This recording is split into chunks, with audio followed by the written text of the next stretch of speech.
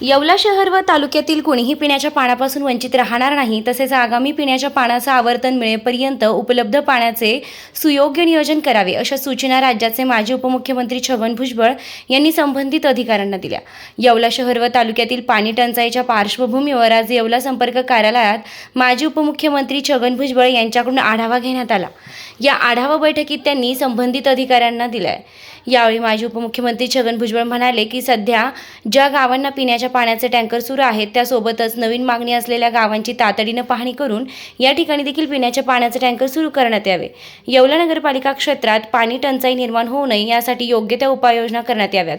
साठवण तलावाच्या परिसरातून अवैध उपसा होता कामा नये, यासाठी परिसरातील विहिरी अधिग्रहित करण्यात याव्यात. त्याचबरोबर या परिसरात अवैध स्वरूपात उपसा होणाऱ्या विहिरींचे विजेचे कनेक्शन तात्काळ बंद करण्यात यावे.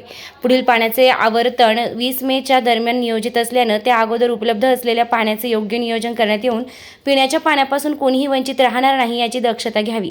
तसेच टंचाईच्या पार्श्वभूमीवर बांधकामांना काही काळासाठी स्थगिती देण्यात यावी.